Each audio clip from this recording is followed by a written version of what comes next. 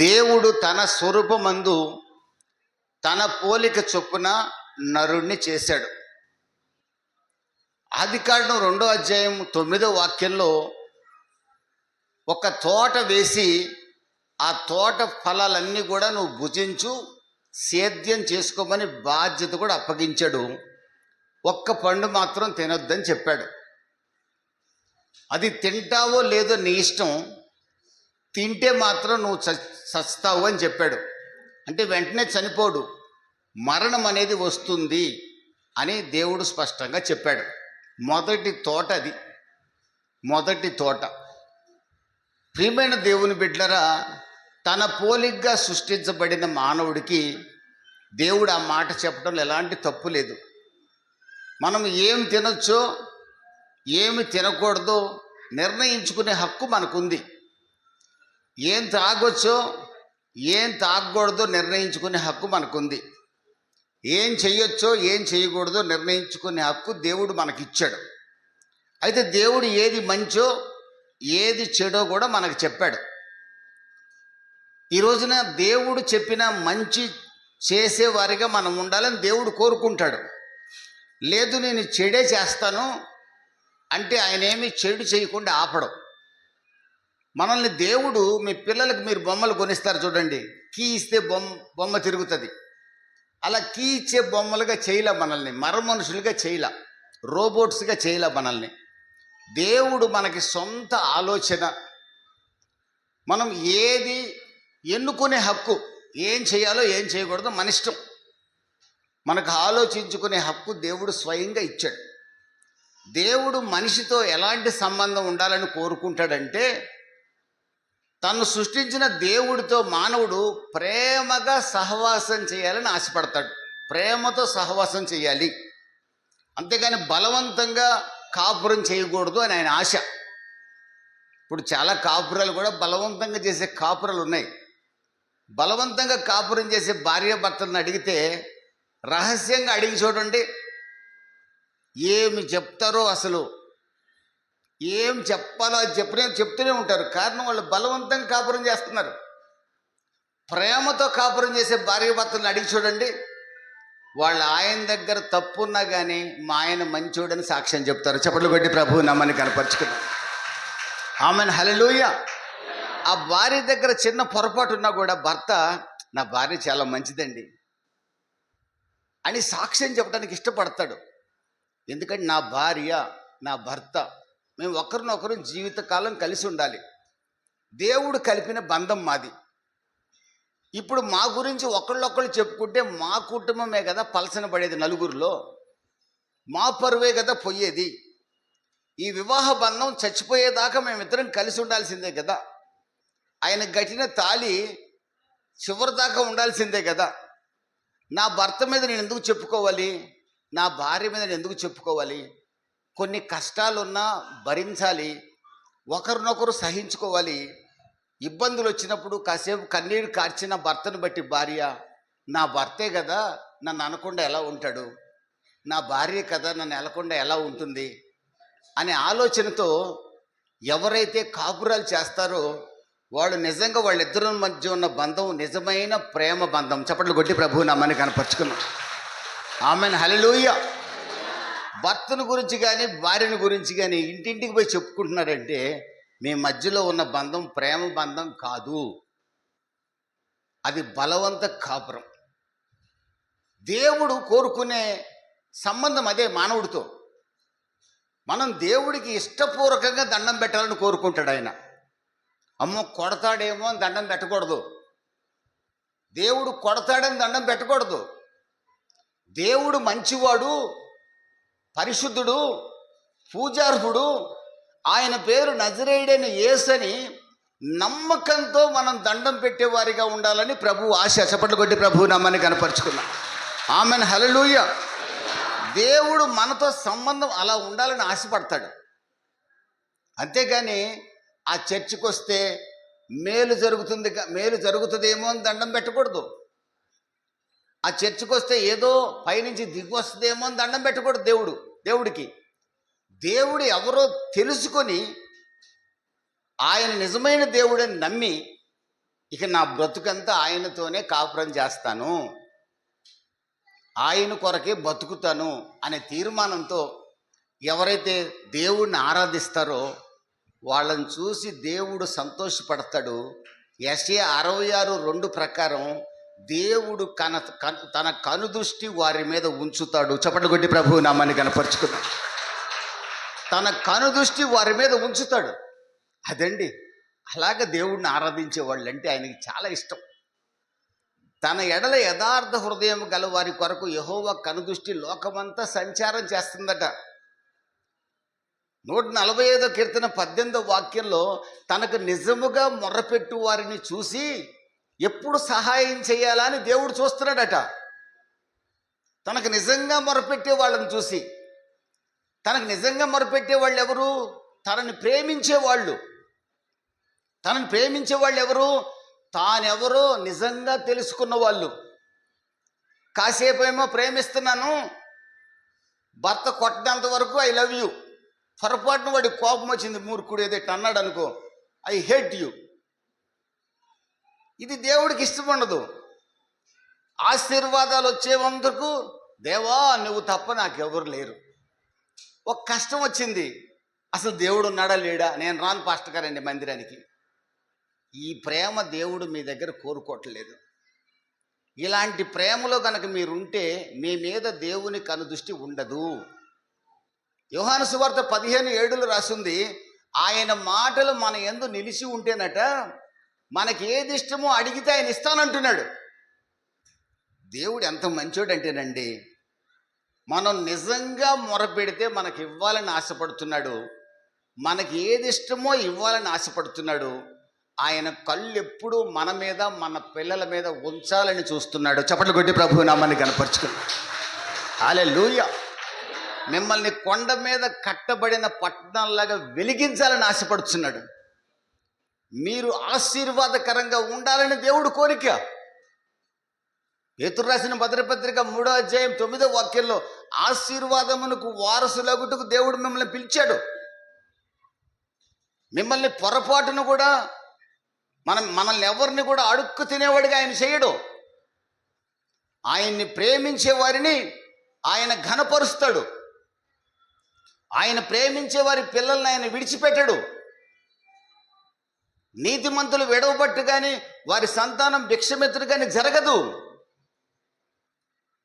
నన్ను ప్రేమించండి, మిమ్మల్ని విడిపిస్తాను, దేవునికి స్తోత్రం కలుగును గాక. నన్ను ప్రేమించండి, మిమ్మల్ని ఘనపరుస్తాను. ఇది దేవుడు చెప్పేది. ఈ ప్రేమ దేవుడికి కావాలండి. మన దగ్గర నుంచి ఏదైనా తోటలో దేవుడు ఆదామును సృష్టించి ఈ ప్రేమతో నన్ను ప్రేమించమన్నాడు. అతనికి తోడుగా ఒక భార్యను కూడా చేశాడండి. దేవుడే తన ఊపిరిని మొదటి మానవుల్లో పెట్టాడు. ఎముక తీసి స్త్రీని చేసి భార్యగా మార్చాడు. ఇద్దరిని చిలక గోరింకల్లాగా కాపురం చేసుకోమన్నాడు. ప్రియమైన దేవుని బిడ్డలరా, కాపురం చేసుకుంటున్న వారు కొన్ని రోజులు దేవునితో మంచి సంబంధమే కలిగి ఉన్నారు.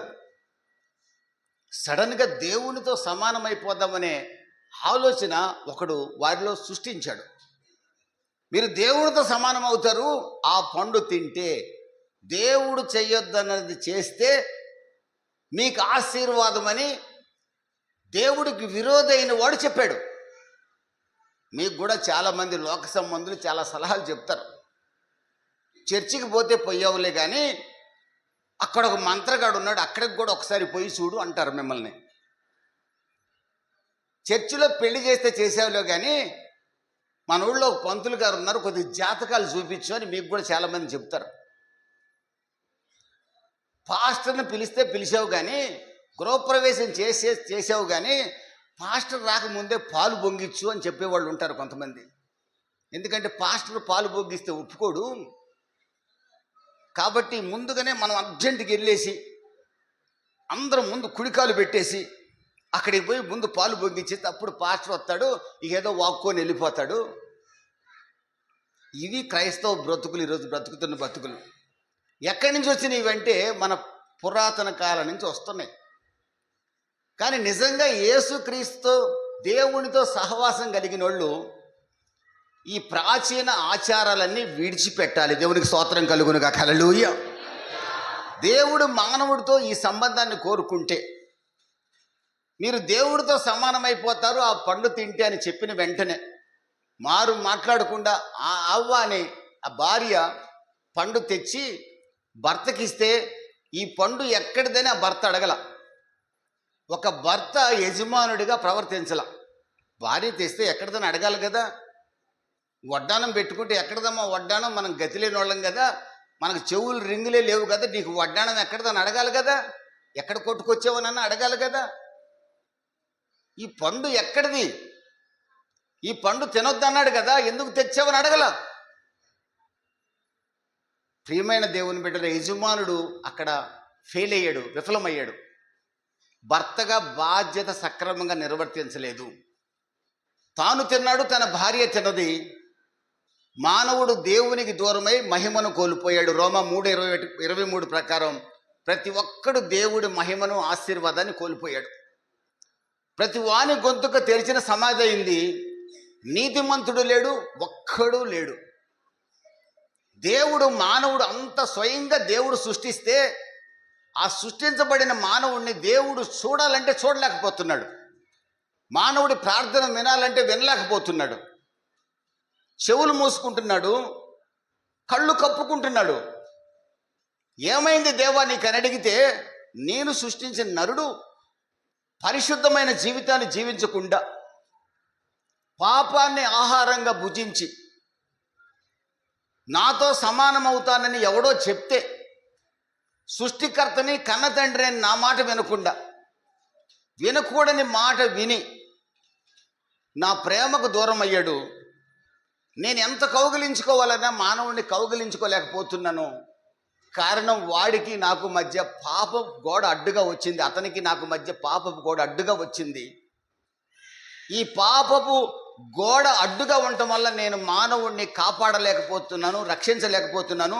నిత్య నరకాగ్నికి వెళ్తున్న మానవుడిని నేను చూస్తూ ఉంటాను తప్ప ఏం చేయలేకపోతున్నాను అంటున్నాడు దేవుడు. ఈ రోజున ఈ లోకంలో నశించిపోయే వాళ్ళని చూసి దేవుడు కన్నీరు కారుస్తూనే ఉన్నాడు. ఒకప్పుడు మనం కూడా నశించిపోయిన వాళ్ళమే. భయంకరమైన పాపంలో ఉన్నవాళ్ళం, విగ్రహారాధనలో ఉన్నవారం, కాముకత్వంలో ఉన్నవారం, చెడుతనంలో ఉన్నవాళ్ళం, అసూయ, పగ, ద్వేషం ఇవన్నీ మనలో ఉన్నాయి. కానీ దేవుడు మనల్ని ప్రేమిస్తూనే ఉన్నాడు. ఒక రోజున నేను నా పోలికగా సృష్టించబడిన మానవుడి పాపాన్ని పరిహరించాలనుకున్నాడు. మానవుడిని నీతిమంతునిగా చేయాలనుకున్నాడు.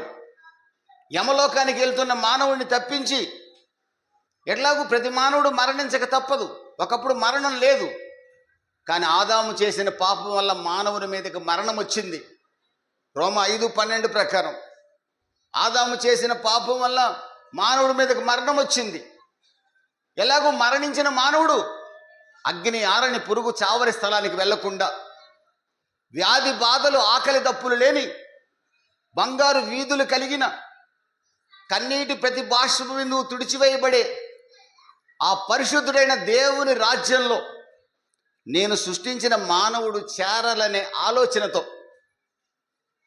దేవుడు మన మీద ఉన్న అమితమైన ప్రేమతో యోహాను 3:16 ప్రకారం తన ప్రియ కుమారుని లోకానికి పంపించి మన పాపపు శిక్ష తన కుమారుడి మీద పడేటట్లుగా చేసి, యోహాను 1:29 ప్రకారం మానవ పాపానంతా తన కుమారుడు మోసి వ్యసనాక్రాంతుడిగా, వ్యాధిగ్రస్తుడిగా, వదకు తేబడిన గొర్రెపిల్లలాగా 10,000 మందిలో అందగాడు వికారిగా మార్చబడ్డట్లుగా అతని నలగొట్టాడు.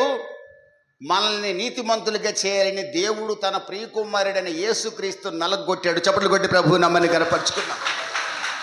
ఆమేన్, హల్లెలూయా. ఎందుకు నీ ప్రియకుమారుని నువ్వు నలగొట్టావు? సృష్టికర్త అయిన దేవుడు భూమి మీదకి రావటం ఏంటి? మానవ పాప పరిహారార్థమై బలి కావడం ఏంటి? పిడిగుద్దులు తినడం ఏంటి? ముళ్ళ కిరీటం పెట్టించుకోవటం ఏంటి? యెరూషలేము వీధుల్లో వస్త్రహీనుడై పడుతూ లేస్తూ నడవటం ఏంటి? కపాలబడిన స్థలంలో ఆ కల్వారి శిలువలో వేలాడడం ఏంటి? దిక్కులేనోళ్ళలాగా ఎవరో ఒకరి సమాధిలో పాతి పెట్టబట్టమేంటి? అరిమతయి యోసేపు అనే అతని సమాధిలో పాతి పెట్టబట్టం ఏంటి? నక్కలకు బొరియలు, ఆకాశ పక్షుల నివాసాలు, మనుష్య కుమారుడికి తల దాచుకున్నట్టుకు చోటు లేని బ్రతుకు బ్రతకడం ఏంటి? సృష్టికర్త నరావతారిగా రావటం ఏమిటి? ఇన్ని హింసలు భరించడం ఏంటి? ఎందుకు ప్రభువా? నిన్ను నీతిమంతునిగా చేయటం కోసమే నీ శాప శిక్షను నేను భరించాను. దేవునికి స్తోత్రం కలుగునుగా. హల్లెలూయా. నిన్ను పరిశుద్ధునిగా చేయటం కోసమే. రోమీయులకు రాసిన పత్రిక 4వ అధ్యాయం 25వ వాక్యం మీరు తప్పనిసరిగా నోట్ చేసి చూసుకోండి. ఆయన మన అపరాధముల నిమిత్తం అప్పగింపబడి మనల్ని నీతిమంతులుగా చేయుటకు మరణాన్ని జయించి తిరిగి లేచాడు. దేవునికి స్తోత్రం కలుగునుగా. హల్లెలూయా, హల్లెలూయా. లూకా సువార్త 24వ అధ్యాయం, మత్తయి సువార్త 28వ అధ్యాయం, యోహాను సువార్త 20వ అధ్యాయం, మార్కు సువార్త చివరి అధ్యాయాలు 14-15 అధ్యాయాలు మీరు చూస్తే నా ప్రభు అయిన యేసుక్రీస్తుని సమాధి బంధించి ఉంచలేకపోయింది. మరణపు ముళ్ళును విరిచి తిరిగి లేచిన యేసు మీరు ఆరాధించే దేవుడు. గట్టిగా చప్పట్లు కొట్టి ప్రభు నామాన్ని కనపరుచుకున్నాం. ఆమెన్, హల్లెలూయా. యేసు లేచాడు. ఆమెన్, హల్లెలూయా. అపోస్తలుల కార్యాలు 2వ అధ్యాయం 22-36 వాక్యాలు మీరు చూస్తే పేతురు ఇశ్రాయేలీయులతో చెప్తున్నాడు, ఇశ్రాయేలీయులారా, దేవుడు లోకాన్ని ఎంతో ప్రేమించి మనల్ని నీతిమంతులుగా చేయటం కోసం, సర్వ సృష్టి కొరకు పాప పరిహారార్థ బలిగా అర్పించబడటం కోసం, సకల మానవుడిని ఉగ్రత నుంచి తప్పించడం కోసం, ప్రతి మానవుడి యొక్క పాపానికి చెందిన పరిహారం తన రక్తము ద్వారా చెల్లించడం కోసం రక్షకుడైన యేసుని పంపిస్తే భూమి మీదకి మీరు ఆ రక్షకుని సిలువ వేసి చంపారు. ఆ రక్షకుడు చంపబడతాడని పరిశుద్ధ గ్రంథం తెలియజేస్తుంది. కీర్తనల గ్రంథం 16వ అధ్యాయం 11వ వాక్యంలో దావీదు రాస్తున్నాడు, నీ పరిశుద్ధుడిని కుళ్ళు పట్టనీయవు, నీ పరిశుద్ధుడిని మరణము బంధించి ఉంచలేదు. దావీదు మరణంలోనే ఉన్నాడు. దావీదు సమాధి తెరవబడలా. దావీదు అక్కడ రాసింది ఎవరి గురించో తెలుసా? రాబోయే యేసు ప్రభు గురించి దావీదు కొన్ని వేల సంవత్సరాల క్రితం రాశాడు. దేవునికి స్తోత్రం కలుగును గాక. కీర్తనల గ్రంథంలో కీర్తనకారుడు రాసిన వాక్యము నెరవేరినట్లుగా, ఇశ్రాయేలులారా, మీరు సిలువ వేసిన యేసును, మీ పాప క్షమాపణ నిమిత్తమై సిలువ వేయబడిన యేసును మీరు అన్యాయంగా సిలువ వేసి చంపారు. కానీ మీరు కాదు, దేవుడే నా ప్రియ కుమారుడు మరణించాలని నిర్ణయించాడు. ఆమెన్, హల్లెలూయా, హల్లెలూయా. అతనిని నలగొట్టుట యెహోవాకి ఇష్టమాయెను. యెషయా 53:10. దేవుడే నలగొట్టాడు తన కుమారుణ్ణి. మన అతిక్రమముల నిమిత్తము గాయపరచబడ్డాడు. ఎందుకో తెలుసా? ఇశ్రాయేలులారా, మీరు నీతిమంతులుగా తీర్చబడాలని. మీరు సమాధి చేశారు. సమాధి ఆయన్ని బంధించి ఉంచలేకపోయింది. నజరేయుడైన యేసుని దేవుడు లేపాడు, లేపాడు, లేపాడు. చప్పట్లు కొట్టి ప్రభు నామాన్ని గణపరుచుకున్నాం. 3 సార్లు పేతురు ప్రకటించాడు. ఆ ప్రకటనను వినిన ఇశ్రాయేలు ప్రజలు మేము సిలువ వేసిన యేసుని, మేము సమాధి చేసిన యేసుని దేవుడు లేపాడని విశ్వసించారు. వారి అపరాధముల నిమిత్తం అప్పగించబడ్డాడని, వారిని నీతిమంతులుగా చేయుటకు లేపబడ్డాడని ఎప్పుడైతే విశ్వసించారో, విశ్వసించిన 3000 మంది రక్షింపబడ్డారు. దేవునికి స్తోత్రం కలుగును గాక. ఈ రోజున మీరు యేసుక్రీస్తు మరణాన్ని జయించి తిరిగి లేచాడని నమ్మిన మీరందరూ రక్షింపబడ్డారు. గట్టిగా చప్పట్లు కొట్టి ప్రభు నామాన్ని కనపరుచుకున్నారు. ఇంకా ఎప్పుడు కూడా ఎవడైనా మీ దగ్గరకు వచ్చి బాగా చదువుకున్నాడు, యేసు ప్రభు లేచాడనేది అబద్ధం అంటే, నేను ఆ భాష మాట్లాడకూడదు, కానీ నెల్లూరు భాషలో చెప్పాలంటే వేరుగా ఉంటుంది, ఆంధ్ర భాషలో చెప్పాలంటే ఇంకో రకంగా ఉంటుంది. మీరు స్పష్టంగా చెప్పాల్సింది వాళ్ళ ముఖం మీద కొట్టినట్లుగా, మేము ఆరాధించే యేసు లేచాడు కనుకనే మేము నీతిమంతులమని మీరు ధైర్యంగా చెప్పండి. ఆమెన్, హల్లెలూయా. మేము ఆరాధించే యేసు లేచాడు కనుక మేము నీతిమంతులం. మా అపరాధాల నిమిత్తం అప్పగించబడ్డాడు, మమ్మల్ని నీతిమంతులుగా చేయుటకు లేపబడ్డాడు. మమ్మల్ని నీతిమంతులుగా చేసే పరిశుద్ధాత్మ దేవుణ్ణి మాకు అనుగ్రహించాడు. ఆమెన్, హల్లెలూయా. యోహాను సువార్త 16వ అధ్యాయం 7వ వాక్యంలో అంటాడు, నేను వెళ్ళని ఎడల ఆదరణకర్త మీ యొద్దకు రాడు, నేను వెళ్తాను, ఆదరణకర్తను పంపిస్తాను. ఆయన మీ పాపాన్ని ఒప్పింపజేస్తాడు, రక్షణ పొందిన మిమ్మల్ని ధైర్యపరుస్తాడు, మీతో ఉంటాడు, మీలో ఉంటాడు, మీ ఆరాధనలో ఉంటాడు. గట్టిగా చప్పట్లు కొట్టి ప్రభువు నామాన్ని గారు. థ్యాంక్ యూ జీసస్, హల్లెలూయా. ఈరోజు పరిశుద్ధాత్మ దేవుడు మన మధ్య ఉన్నాడు అంటే యేసుక్రీస్తు పునరుద్ధానుడు అయ్యాడు కనుకనే పరిశుద్ధాత్మ దేవుడు మన మధ్యకు దిగి వచ్చాడు. ఆమేన్, హల్లెలూయా. యేసుక్రీస్తు పునరుద్ధానమే లేకపోతే పరిశుద్ధాత్మ దేవుడే లేడు. నేను చెప్పే వాక్యం అబద్ధం అవుతుంది. అసలు దేవుడే అబద్ధికుడు అవుతాడండి. తీతుకు రాసిన పత్రిక 1వ అధ్యాయం 4వ వాక్యంలో, దేవుడు అబద్ధమాడ నేరని దేవుడు. దేవుడు అబద్ధం ఆడడు. నిజమైన దేవుడు అబద్ధం ఆడడు. నిజమైన దేవుడు పరిశుద్ధుడు. నిజమైన దేవుడు పాపం చేయడు. నిజమైన దేవుణ్ణి నమ్మిన మీ అందరికి కూడా యేసు మరణాన్ని జయించి తిరిగి లేచాడని గుర్తుపట్టండి. దేవునికి స్తోత్రం కలుగును గాక. ఇంకా యేసు లేవలేదేమో అని అనుమానం ఏ ఒక్కరిలో ఉన్నా మీరు పరిశుద్ధులైన దేవుణ్ణి ఆరాధించేవారు కాదు. కామ క్రోధ మోహ మద మత్సరాలు లేని దేవుణ్ణి ఆరాధించేవాళ్ళు కాదు మీరు. ఇంకా నాలో మీలో ఏమైనా డౌట్ ఉంటే, మీ ప్రాణం పోతున్నా కూడా మన నోట రావాల్సిన మాట, నా యేసు లేచాడు, నేను నమ్ముతున్నాను. దేవునికి స్తోత్రం కలుగును గాక. ఆయన పరిశుద్ధాత్మునిగా నా మధ్య సంచరిస్తున్నాడు. ఆమెన్, హల్లెలూయా. నా పక్కనే ఉన్నాడు, నా గుండెల్లో ఉంటాడు, నా పడక మీద కూడా ఉంటాడు. చప్పట్లు కొట్టి ప్రభువు నామాన్ని కనపరుచుకున్నాడు. నేను ఆరాధించే మందిరంలో ఉంటాడు, నేను పనిచేసే పొలంలో ఉంటాడు, నేను ఉద్యోగం చేసే స్థలంలో ఉంటాడు. ఆమెన్, హల్లెలూయా. ఆయన నన్ను విడవడు, ఎడబాయడు.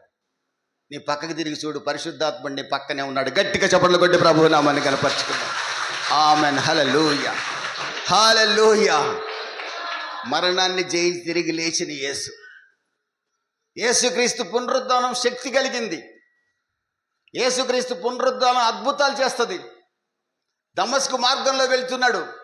అపోస్తలుల కార్యాలు 9వ అధ్యాయంలో యూదు మతస్థుడు, హింసకుడు, దూషకుడు, చక్కటి విద్య నేర్చుకున్నవాడు గమలీయేలు పాదాల దగ్గర పునరుద్ధానుడైన యేసు ప్రత్యక్షమయ్యాడు.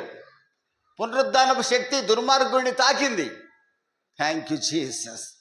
పునరుద్ధానుడైన యేసు శక్తి దుర్మార్గుడిని తాకింది. హింసకుడు, దూషకుడు ఒక్కసారి నేలను పడి కన్నుల పొరలు రాలగా నీతిమంతుడిగా మార్చబడి యేసే క్రీస్తుని ప్రకటించడం ప్రారంభించాడు. చప్పట్లు కొట్టి ప్రభువు నామాన్ని కనపరుచుకున్నాం. హల్లెలూయా.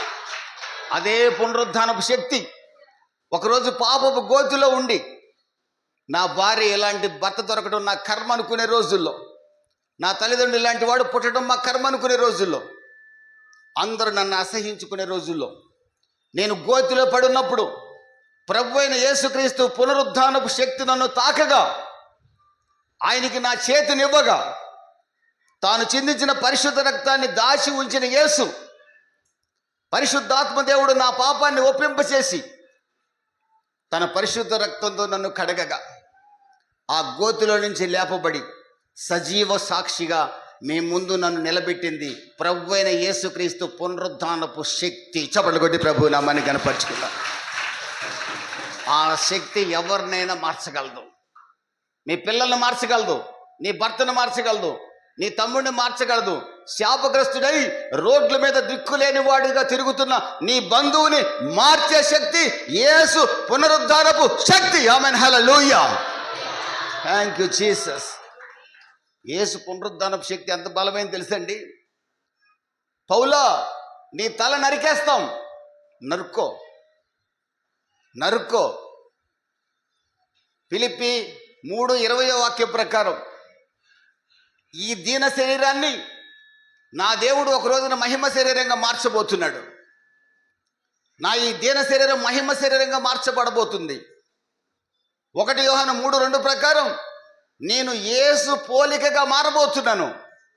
నీరో చక్రవర్తి, నన్ను గొడ్డలతో నరుకుతావా? నరుక్కో. యేసుక్రీస్తు పునరుద్ధాన బలము నాకు తెలుసు, యేసు కొరకు ప్రాణం ఇస్తాను. చప్పట్లు కొట్టి ప్రభు నామాన్ని కనపరుచుకుందాం. ఆమేన్, హల్లెలూయా. యేసుక్రీస్తు పునరుద్ధానపు శక్తి. కోటీశ్వరుడండి, అబద్ధం కొరకు పోరాడలా, సజీవుడైన యేసు కొరకు పోరాడాడు. సజీవుడైన యేసు మరణాన్ని జయించి తిరిగి లేచాడని నమ్మాడు. తన విద్యనంతా పక్కన పెట్టాడు. యేసు కొరకు ప్రాణం ఇవ్వడానికి సిద్ధపడ్డాడు. మంచి పోరాటం పోరాడాడు. పరుగు కడముట్టించాడు. నీతి కిరీటం పొందాడు. ఈ రోజున యేసు పునరుద్ధానుడయ్యాడని నమ్మి ప్రభువు కొరకు చివరి దాకా బతుకుతానన్న మీ కొరకు, నా కొరకు కూడా ఆ నీతి కిరీటం ఎదురు చూస్తుంది. ఆమేన్, హల్లెలూయా. అదండి పునరుద్ధానపు శక్తిలో ఉన్న దమ్ము. పునరుద్ధానపు శక్తి అనుభవించే క్రైస్తవుడు పిరికివాడిగా బతకడు, రోజు చస్తూ బతకడు. భార్య తిట్టంలోనే ఒక రకంగా, భార్య ప్రేమించగానే ఒక రకంగా మారడు. ఆశీర్వాదం వచ్చినప్పుడు ఒక రకంగా, ఆశీర్వాదం లేనప్పుడు ఒక రకంగా ఉండడు. కష్టం వచ్చినా నష్టం వచ్చినా ప్రభువు కొరకే బతుకుతాడు. దేవునికి స్తోత్రం కలుగును గాక.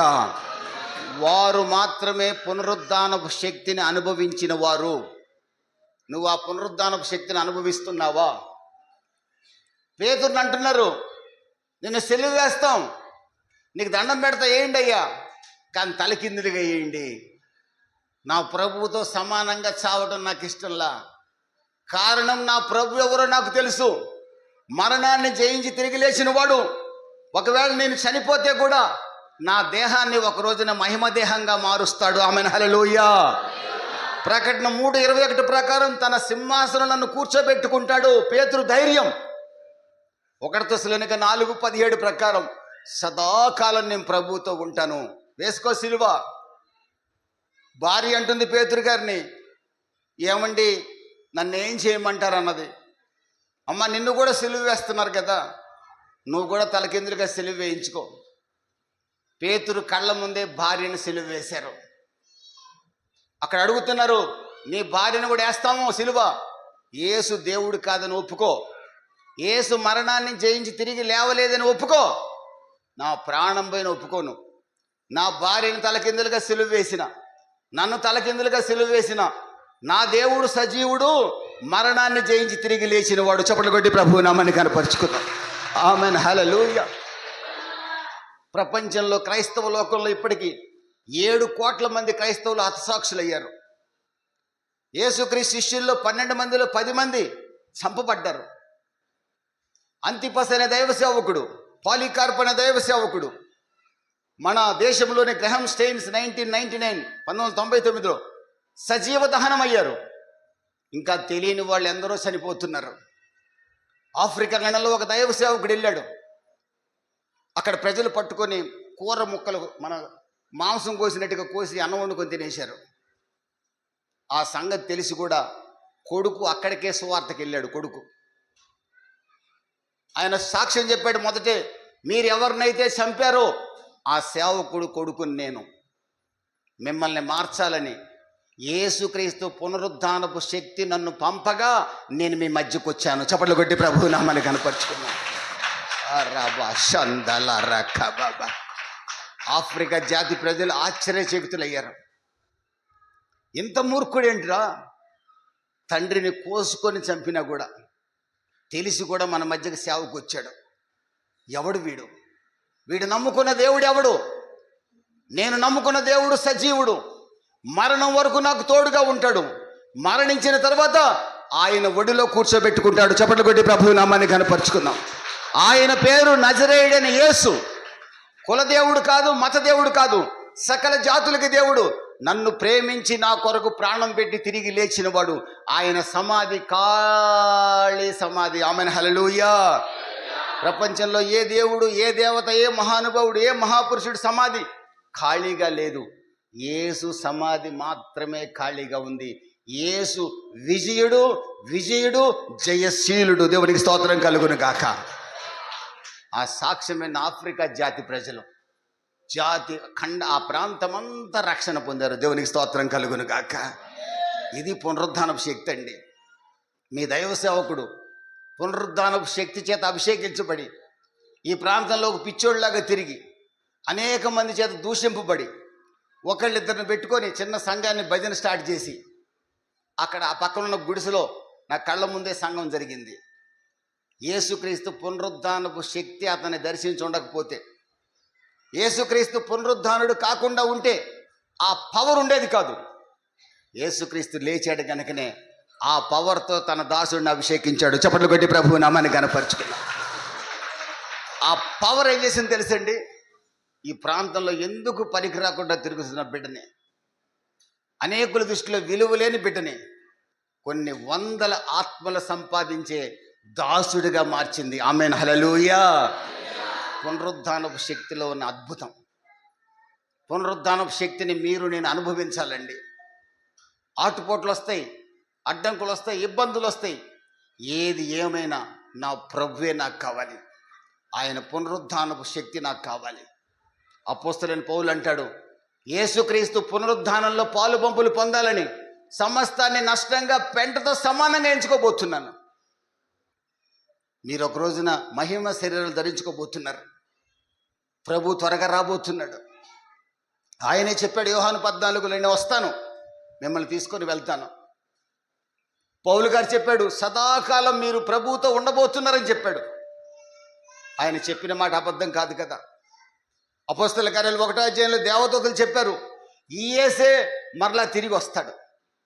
ఆయన లేచాడు, పరలోకానికి ఆరోహణం అవుతున్నాడు, అలాగే తిరిగి వస్తాడు. దేవునికి స్తోత్రం కలుగును గాక. జకర్యా 14వ అధ్యాయంలో ఒలీవల కొండ మీదకే వస్తాడు. యేసుక్రీస్తు పునరుద్ధరణుడు కాకపోతే తిరిగి రాడు కదండి. యేసుక్రీస్తు మరణాన్ని జయించి లేవకపోతే ఆయన ఎట్టొస్తాడు? సమాధిలో ఉన్నవాడు ఎట్టొస్తాడు? సమాధిలో ఉన్నవాడు మనల్ని ఎలా లేపుతాడు? ఆయన లేడు గనకనే మనల్ని లేపుతానని వాగ్దానం చేస్తున్నాడు. ఆమేన్, హల్లెలూయా. మీరు ఒక రోజున ప్రభు వచ్చినప్పుడు మీరు అందరూ లేపబడబోతున్నారు. గట్టిగా చప్పట్లు కొట్టి ప్రభు నామాన్ని కనపరచు. ఆర్భాటముతో ప్రభు వచ్చినప్పుడు మీ దీన శరీరాలు మహిమ శరీరాలుగా మార్చబడబోతున్నాయి. కారణం యేసు లేచాడు. యేసు లేచాడు కనుక దేవుని కుమారుడయ్యాడు. యేసు పునరుద్ధానమే యేసుని దేవుని కుమారుడు అనడానికి సాక్ష్యం. ఈరోజున ఎవరు పునరుద్ధానులు కాలేదే.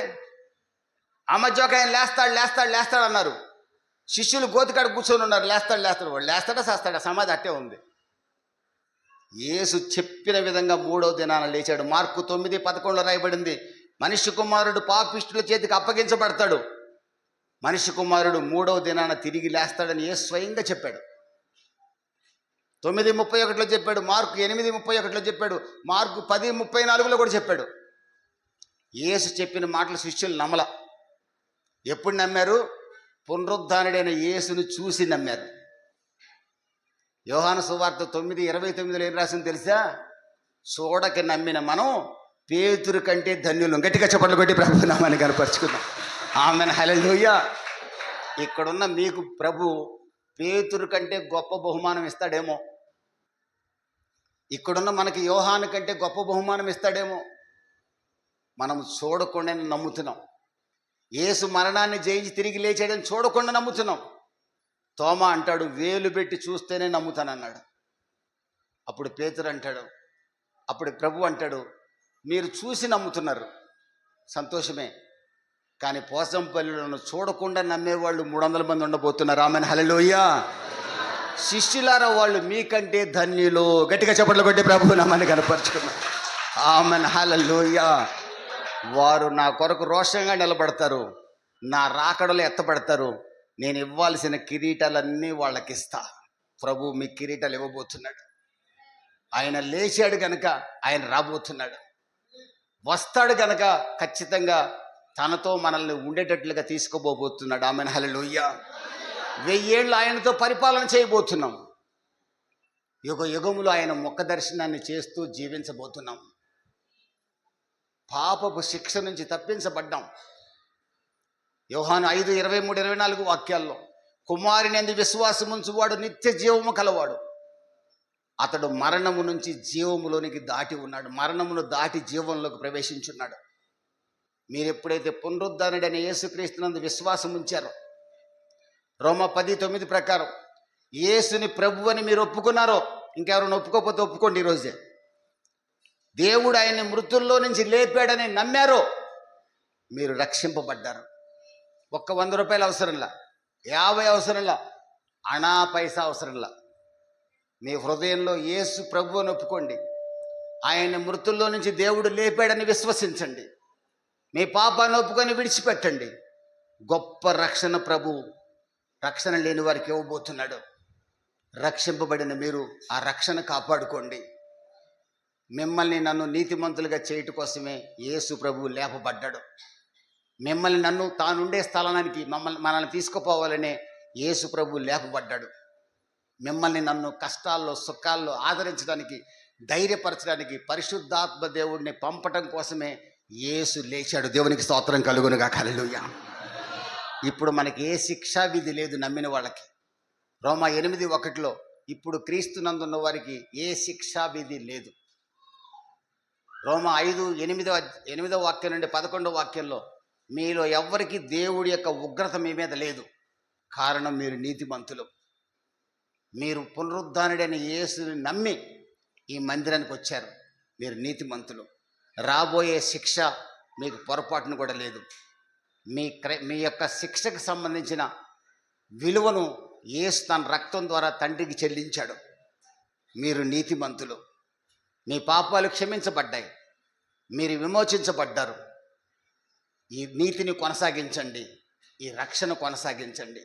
హెబ్రీ 2:3-4 రాయబడింది, ఇంత గొప్ప రక్షణ నిర్లక్ష్యం చేయకండి. తాను మరణించి తాను భూమికి దిగొచ్చి, పరలోకమందున్న దేవుడు భూమికి దిగొచ్చి మీ కొరకు హింసలు అనుభవించి మరణించి పాతిపెట్టబడి పునరుద్ధానుడై తిరిగి లేచి ఈ రోజున తండ్రి కుడిపార్శ్వమున కూర్చొని మన కొరకు ఇంకా విజ్ఞాపన చేస్తున్నాడు. ఆయన జనన మరణ పునరుద్ధానాల ద్వారా మనకిచ్చిన రక్షణ నిర్లక్ష్యం చేస్తే ఎలాగా? ప్రభు ఈరోజు ప్రశ్నిస్తున్నాడు. నిజంగా రక్షింపబడిన వారు చేతులు చూపించండి. నేను నిజంగా రక్షించబడ్డాను, మీ కుడి చేతులు చూపించండి. ధైర్యంగా చూపించండి. నిజంగా నేను రక్షించబడ్డాను, నేను యేసుని ప్రభు అని ఒప్పుకుంటున్నాను, దేవుడు ఆయన్ని మృతుల్లో నుండి లేపాడని 100% నమ్ముతున్నాను. నిజంగా నమ్ముతున్నాను. చేయొద్దండి, తప్పులేదు. ఒకవేళ భుజాల నొప్పులను తగ్గిపోతాయి. హల్లెలూయా చెప్పండి. మీరు మాత్రం చేతులు ఎత్తిన వాళ్ళు హల్లెలూయా చెప్పండి. 2 చేతులు పైకెత్తి చెప్పండి. చప్పట్లు కొడుతూ చెప్పండి. Amen hallelujah, amen hallelujah. ఇంకా ఎవరైనా రక్షణ లేకపోతే మీ చేతులు ఎత్తి చూపించమని నేను అడగను. ఎందుకంటే మీరు సిగ్గుపడరు, ఎందుకంటే నేను కూడా సిగ్గులేని ఉండే కాబట్టి. ఒకవేళ చూపించమన్నా మీరేం సిగ్గుపడే రకం కాదు. నేను కూడా సిగ్గులేని బతికా. నాకు తెలిసి సిగ్గులేని వాళ్ళు ఎట్టుంటారు నాకు బాగా తెలుసు. ఇంకా మీలో ఎవరైనా నిజంగా రక్షించబడకపోతే, యేసు ప్రభు దేవుడనే పరిపూర్ణమైన నమ్మకం మీకు లేకపోతే, యేసు ప్రభు నీ పాపాన్నంతా మోసాడని నమ్మకం నీకు లేకపోతే, యేసు ప్రభు నీ పాప నిమిత్తం బలియాగం అయ్యాడని నమ్మకం నీకు లేకపోతే, యేసు ప్రభు మరణాన్ని జయించి లేచాడు, మరణపు ముళ్ళు విరిచాడని నమ్మకం లేకపోతే, ఈ వాక్యం విన్న తర్వాతనైనా ప్రభువుని అడుగు, ప్రభువా నిన్ను ప్రభు అని ఒప్పుకునే కృప నాకు సహాయం చేయి. నువ్వు మృతుల్లో నుండి లేచావని నమ్మే కృప నాకు అనుగ్రహించు. ఇదే సమయం ప్రభువా, మరొక రోజు ఉంటుందో నాకు తెలియదు, ఇప్పుడే నన్ను రక్షించమని. ఇంకా రక్షణ లేని వాళ్ళు ఎవరైనా ఉంటే, ఇంకా బాప్తిసం పొందిన వాళ్ళు ఎవరైనా ఉంటే, ఒక్కసారి మీ హృదయాన్ని ప్రభు వైపు చూపించండి. మీ చేతులు చూపించి పక్కన వాళ్ళు మిమ్మల్ని గుడ్లగోబల్లాగా చూడకుండా మీరు ఎక్కడున్నారో అక్కడే కళ్ళు మూసుకొని ఒక్కసారి ప్రభువా నీ కృపతో నన్ను రక్షించు. నా కొరకు మరణాన్ని జయించి తిరిగి లేచిన యేసు నన్ను రక్షించు. నేను నమ్ముతున్నాను. ₹1 అవసరం లేదు తమ్ముడు. ఇక మీదట పాపం చేయనని తీర్మానం చేసుకో. నీ పాపాన్ని ఒప్పుకో, విడిచిపెట్టు. నువ్వేమేం చేసావో ప్రభువు దగ్గర అడుగు, ఒప్పుకొని విడిచిపెట్టు. ఇక మీదట పాపం చేయనని తీర్మానం చేసుకో. యేసుని ప్రభు అని ఒప్పుకో. ఆయన మరణాన్ని జయించి తిరిగి లేచాడని నమ్ము. ఇప్పుడే నీకు రక్షణ ప్రభు ఇవ్వబోతున్నాడు. ఇప్పుడే నేను రక్షించబోతున్నాడు. నీ కొరకు అవసరమైతే బాప్తిసం తొట్టు కూడా నీ కొరకు సిద్ధంగా ఉంటుంది. ఇదే అనుకూలమైన సమయం, ఇదే రక్షణ దినం. మరొక్కసారి బతిమలాడుచున్నాను, అవకాశాన్ని వినియోగించుకోండి. రక్షణ పొందామని చేతులెత్తిన మీరు అబద్ధికులు కాకండి, అబద్ధికులు కాకండి. మీ రక్షణ ప్రాణం పోయేంత వరకు కాపాడుకోండి. గట్టిగా అందరూ చప్పట్లు కొట్టి ప్రభువు నామాన్ని కనపరుచుకున్నాం. ఆమెన్. హల్లెలూయా, హల్లెలూయా. మీరు ఆరాధించే దేవుడు మరణాన్ని జయించి తిరిగి లేచి మీకు తోడుగా, నీడగా, అండగా, మీలోనే ఉన్న దేవుడు. ఆయన పేరు నజరేయుడైన యేసు. ఆమెన్. హల్లెలూయా. అంత గొప్ప దేవుడిని మీరు కలిగి ఉన్నారండి. ఏ పనికి మాలిన సైతాన్ గడు వచ్చి యేసు లేచాడంట, ఎట్లా లేస్తాడమ్మా సచ్చిరోడు అన్నాడు అనుకో, ఓ దరిద్రాల నువ్వు లేవలే కానీ నేను లేస్తానని చెప్పండి. దేవునికి స్తోత్రం కలుగును గాక. తలలు వంచండి, ఒక తీర్మానం చేసుకోండి. రక్షణ లేని వారు దయచేసి రక్షణలోకి నడిపించబడండి. ఈ సమయం పోతే ఎందుకో మీకు